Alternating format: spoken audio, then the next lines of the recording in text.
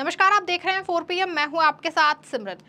संसद का मानसून सत्र आजकल जारी है, जहां सरकार और विपक्ष लगातार एक दूसरे पर हमला बोल रहे हैं और आरोप प्रत्यारोप का दौर लगातार जारी है। इस बीच दोनों पक्ष के नेताओं के बीच तीखी नोक-झोंक भी देखने को मिल रही है। वहीं पिछले दिनों संसद में भाजपा सांसद अनुराग ठाकुर और नेता प्रतिपक्ष राहुल गांधी व सपा सांसद अखिलेश यादव के बीच जबरदस्त बहस देखने को मिली।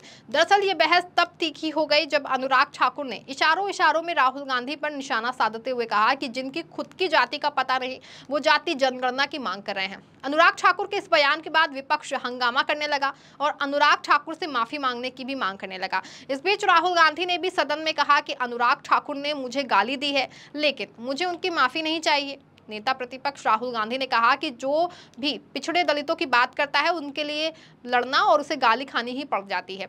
आप मुझे जितनी चाहें उतनी गालियां दें। इस दौरान राहुल गांधी ने एक बात खुले तौर पर साफ-साफ कही कि हम जाति जनगणना कराकर रहेंगे, हम जाति जनगणना जरूर कराएंगे।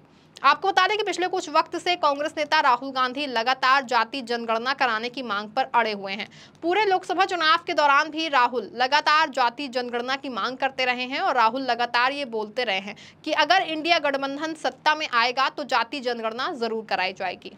अब जब लोकसभा चुनाव के नतीजे आ चुके हैं और इंडिया गठबंधन सत्ता में नहीं बल्कि विपक्ष में बैठी है, फिर भी राहुल गांधी अपने बयान और अपने स्टैंड पर टिके हुए हैं। विपक्ष में भी बैठकर राहुल गांधी लगातार ये बात कह रहे हैं कि वो जाति जनगणना का मुद्दा नहीं छोड़ेंगे, वो जाति जनगणना को इसी संसद में पास कराएंगे और करवा के रहेंगे। राहुल साफ तौर पर ये कह रहे हैं कि इंडिया गठबंधन के सत्ता में आने पर जाति जनगणना जरूर कराई जाएगी। अब जिस तरह से जिस तेवर से राहुल गांधी लगातार जाति जनगणना का मुद्दा उठा रहे हैं और उन्हें इंडिया गठबंधन के अन्य सहयोगी दलों का भी साथ मिल रहा है, इससे ये साफ जाहिर होता है कि विपक्ष एक बार फिर मंडल 2 की तैयारी कर रहा है और काफी हद तक ये संभव है कि देश के अगले चुनाव में जाति जनगणना का एक बड़ा मुद्दा रहेगा और पूरा चुनाव कहीं ना कहीं जाति पर केंद्रित रहेगा, क्योंकि राहुल गांधी जिस आक्रामकता और मुखरता के साथ इस मुद्दे को उठा रहे हैं, उससे ये तो कहीं लगता है कि अगले चुनाव तक भी ये मुद्दा गरमाया रहेगा और कहीं ना कहीं केंद्र में भी बना रहेगा। यही कारण है कि भाजपा जाति जनगणना के इस मुद्दे पर अब घिरती जा रही है और उसके पास राहुल के इस मुद्दे का कोई काट नहीं निकल रहा है। बीजेपी को समझ में नहीं आ रहा है कि राहुल के नैरेटिव का क्या तोड़ निकाला जाए। बीजेपी इस मुद्दे पर इस तरह से घिरी गई है कि अब वो जो कुछ भी कर रही है उसमें खुद ही फंसती चली जा रही है। संसद में अनुराग ठाकुर ने अपने भाषण के जरिए राहुल व कांग्रेस को घेरने की पूरी कोशिश की, लेकिन जैसे ही उन्होंने जाति का मुद्दा उठाया और राहुल से जाति पूछी, वैसे ही अनुराग ठाकुर का ये दाव बीजेपी के लिए ही गले की फांस बन गया और राहुल समेत पूरा विपक्ष बीजेपी को घेरने लगा।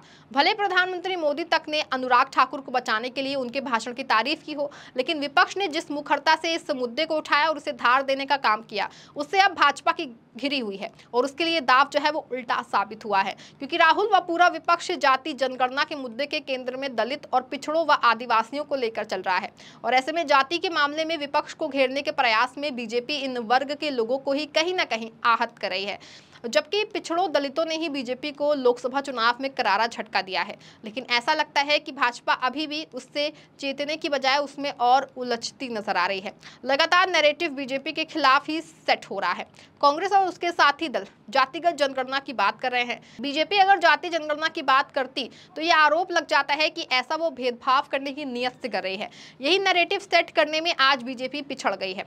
वैसे पहली बार नहीं है जब जाति जनगणना के मुद्दे ने इतना जोर पकड़ा हो और इस मुद्दे को इतना अधिक तूल दिया गया हो। राहुल गांधी से पहले भी जाति जनगणना कराने का मुद्दा नीतीश कुमार, लालू प्रसाद यादव और मुलायम सिंह यादव जैसे समाजवादी विचारधाराओं वाले नेता का रहा है, लेकिन अब कांग्रेस जाति जनगणना के मुद्दे को धार देने में लगी है। पिछले साल जब बिहार में जाति जनगणना कराई गई और उसकी रिपोर्ट भी सरकार ने सार्वजनिक की, तो कांग्रेस भी उसके समर्थन में थी और कांग्रेस ने बिहार सरकार के इस कदम की प्रशंसा भी की थी। उस दौरान भाजपा बिहार में विपक्ष में थी और प्रदेश की महागठबंधन सरकार पर इस कदम को लेकर के तंज कस रही थी। लेकिन बिहार में जाति जनगणना का मुद्दा गरमाता देख और खुद को घिरता देख बीजेपी के भी कुछ नेताओं ने जाति जनगणना का समर्थन करना शुरू कर दिया था। उत्तर प्रदेश, मध्य प्रदेश और महाराष्ट्र के बड़े बीजेपी नेताओं ने भी जाति जनगणना का सपोर्ट दिया। उत्तर प्रदेश में केशव प्रसाद मौर्य, महाराष्ट्र में देवेंद्र फडणवीस आदि ने जाति जनगणना की डिमांड का सपोर्ट किया, जबकि वहीं कांग्रेस ने इस दौरान राजस्थान, मध्य प्रदेश और छत्तीसगढ़ में सत्ता में आने पर जाति जनगणना कराने की बात भी कही थी। इसके बाद कांग्रेस ने लोकसभा चुनावों में भी इस मुद्दे को मुखरता से उठाया। अब विपक्ष में बैठने के बाद भी राहुल गांधी इस मुद्दे को जीवंत बनाए हुए हैं। हालांकि इस दौरान एक सवाल ये भी उठता रहा है कि जाति जनगणना कराने में भाजपा की ही तरह कांग्रेस ने भी अपने शासित राज्यों में ज्यादा दिलचस्पी नहीं दिखाई। जाति जनगणना कराने की बात करें तो ना कांग्रेस शासित राज्यों ने इनिशिएटिव लिया है और ना ही बीजेपी शासित राज्यों ने इनिशिएटिव लिया। जब बिहार में जाति जनगणना कराई जा रही थी तब कांग्रेस ने राजस्थान, मध्य प्रदेश और छत्तीसगढ़ में विधानसभा चुनावों में जीत हासिल करने और सत्ता में आने पर जाति जनगणना कराने की बात कही थी। हालांकि कांग्रेस शासित कर्नाटक राज्य में जाति जनगणना हो चुकी है, लेकिन ये जाति जनगणना काफी पहले कराई गई थी। हालांकि इसकी रिपोर्ट अभी तक जो है वो जारी नहीं की गई है। अब राहुल गांधी के नेतृत्व में कांग्रेस जाति जनगणना के मुद्दे को लगातार धार दे रही है और इस मुद्दे को लेकर भाजपा लगातार असहज होती जा रही है। ऐसा लगता है कि कांग्रेस के रणनीति में बदलाव करने से बीजेपी प्रेशर में आ गई है। इसको देखकर ऐसा लगता है कि जिस तरह 2014 में बीजेपी ने अपने में बदलाव लाया और उसे सफलता मिली, अब उसी तरह कांग्रेस भी अपनी रणनीति में बदलाव ला करके आक्रामक रूप अपना रही है और सत्ता पक्ष भाजपा पर दबाव बनाने में भी कामयाब हो रही है।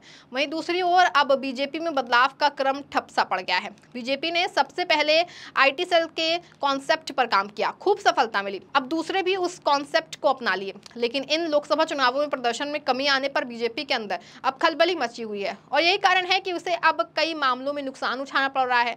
वहीं अब कांग्रेस ने अपनी रणनीति बदल ली है, वो जो है जो नहीं है इन सब बातों से परे सोच रही है। जैसे पहले कांग्रेस का नारा था जात पर ना पात पर मुहर लगेगी हाथ पर, अब कांग्रेस कह रही है कि जाति भी पात भी मुहर लगेगी हाथ पर। जाहिर है कि कांग्रेस अब जाति जनगणना के मुद्दे को लगातार धार देने में लगी हुई है। वहीं कांग्रेस अक्सर ही पिछड़ों और दलितों के लिए आगे रही है। किसी समय में इन दोनों वर्गों पर कांग्रेस की पकड़ मजबूत थी, लेकिन बाद में परिस्थितियां बदली और कांग्रेस का वोट बैंक भी बदला। कांग्रेस के पाले से दलित और पिछड़ा वोट फिसलने लगा, लेकिन अब राहुल गांधी के नेतृत्व में कांग्रेस ने एक बार फिर अपनी रणनीति में बदलाव किया है और जाति जनगणना के मुद्दे को धार देने का काम शुरू कर दिया।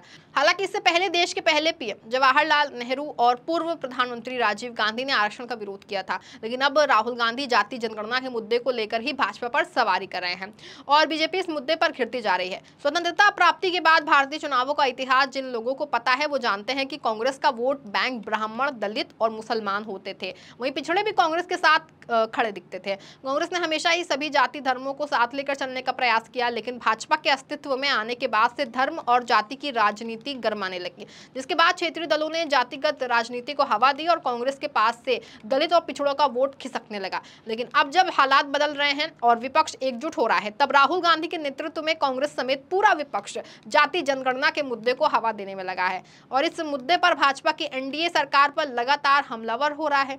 ऐसे में मौजूदा हालातों को देखते हुए तो यही लगता है कि बीजेपी के पास कांग्रेस के जाति जनगणना के मुद्दे का कोई काट नहीं दिख रहा है, इसलिए अब बीजेपी इस मुद्दे पर पूरी तरह से घिर गई है। फिलहाल देखते हैं कि आने वाले वक्त में आगे क्या क्या होता है और राहुल गांधी की अगुवाई में कांग्रेस जातिगत जनगणना के मुद्दे को कहां तक लेकर जाती है। इस खबर में फिलहाल बस इतना ही। ऐसी तमाम राजनीतिक खबरों के लिए बने रहें और देखते रहें 4 PM। धन्यवाद।